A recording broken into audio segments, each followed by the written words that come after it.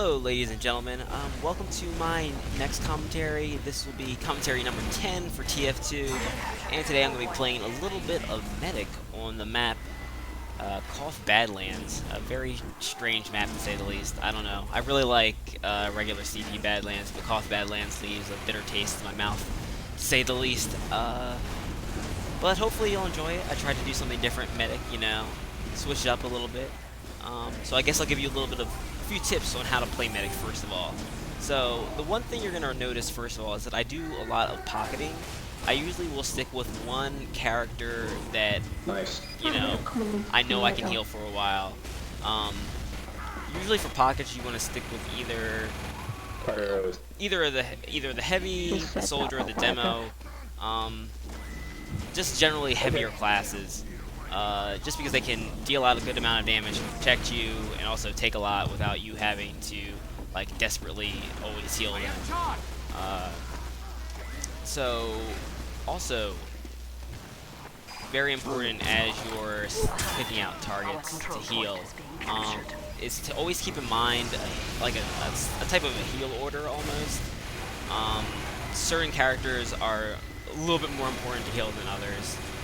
You always want to be healing, you know, medics that are like really low on health, or you know, of course, the person you're pocketing. And this is all just general information you should kind of keep ongoing in your mind. Things like scouts and spies. I'm not saying don't heal them, but you know, just be smart about when you heal them versus when you don't. People on fire. Those are always important to at least get the flames off, even if you have to switch to another target really quickly. And that leads me to my next subject, which is triaging. You always want to heal who immediately needs the heals. So one of the really important things is to look to see if your pocket's taking a lot of damage. If they're heavy and they can take a lot, and they're only getting whiffed by a few bullets here and there, you know, switch off to healing somebody else for a little bit, get their health back up to speed, and then switch back to them. But if your heavy's taking a lot of damage, then stick on them. It's really, you know, it seems like it'd be common sense, but a lot of medics, they either make the mistake of only healing their pocket, which is not good, or never healing anyone for a consistent amount of time.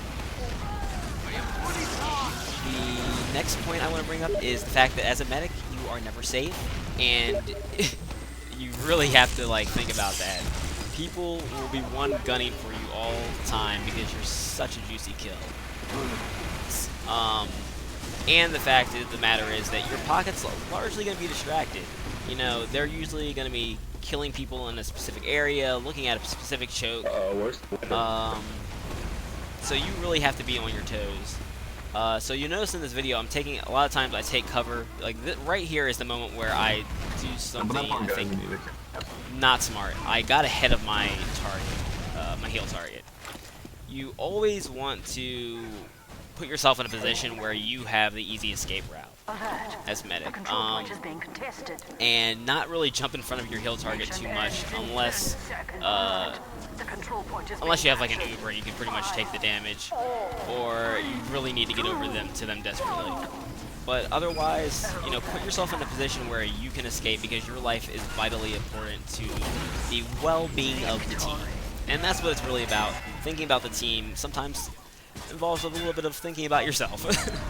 And that also brings up the fact of the matter is that because you are such a ridiculously juicy target for the other team, you have to also point out to your heal target sometimes who really needs to be taken care of. Like what enemies are like getting in flanks, what enemies they possibly left behind. That's always very important. So a lot of times when my target is focused on a particular direction, I'll be checking their sides for them. Just because, you know, I don't want them to get flanked and then put myself in a tricky position. Or also, I do this a lot when we're Ubered, just because, you know, a lot of times they just want to do a lot of damage while they're out there and they have that Uber. But sometimes I might see a much better target to really direct their offensive capabilities toward. So that's another important thing to do. So yeah, so basically, to recap on that, pick a pocket, stick with them, but heal as you see fit, you know, triage your patients, who needs to get heals first, you know, prioritize them, think of a type of heal order that you really want to stick with, your team's medics, your pocket, and at the lower rungs of that, the scouts and the spies, because they can usually get help by themselves, or they have other ways of dealing with being low health. But also, if you can heal them, by all means, always do that.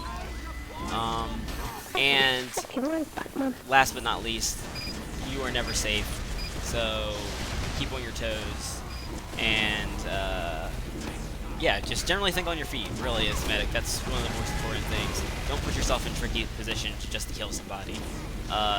Sometimes it's better to let someone die than to get yours, than to jump in there, heal them, and have you die. You really have to think about that a lot.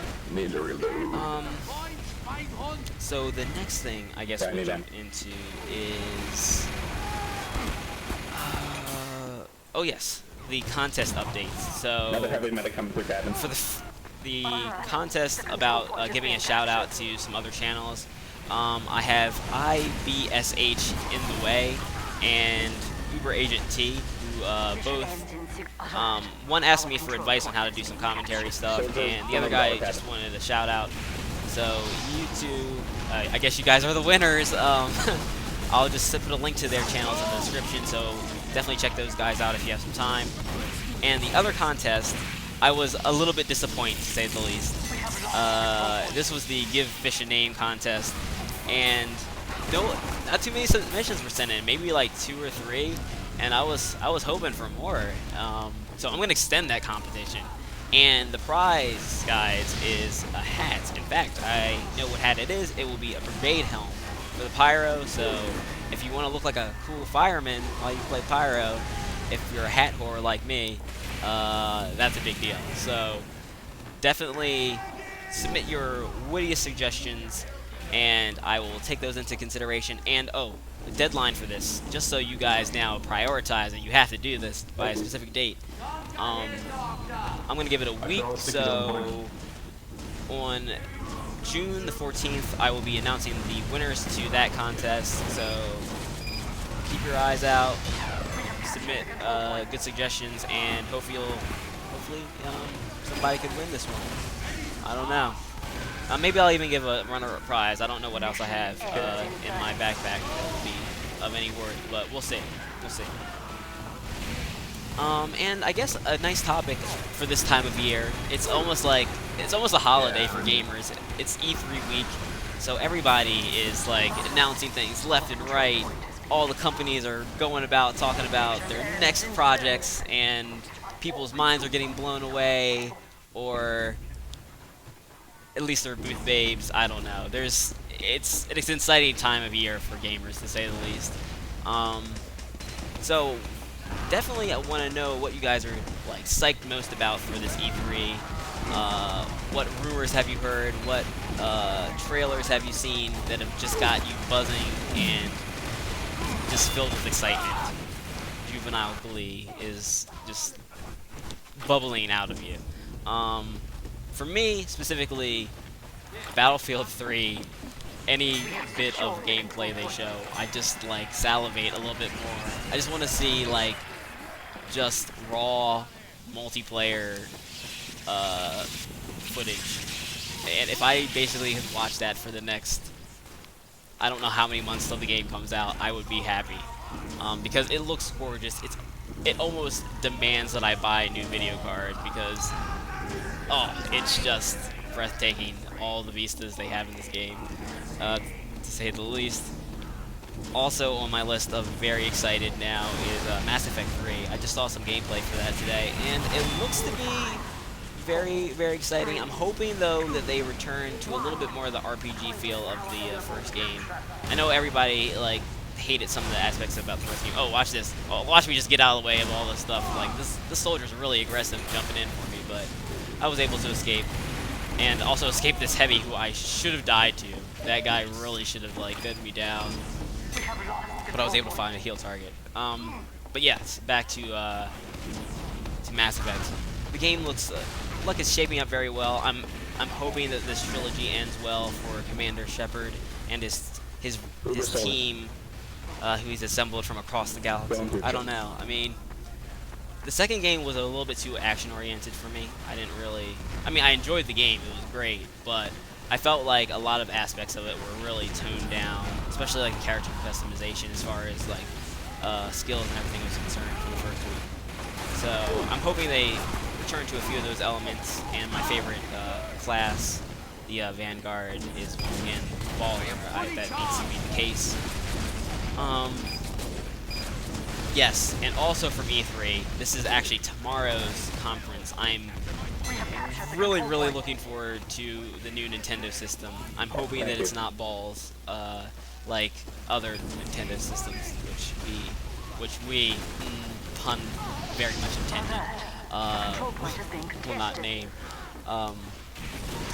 So yeah, apparently it's supposed to be a more return to the hardcore audience, which will be good, you know.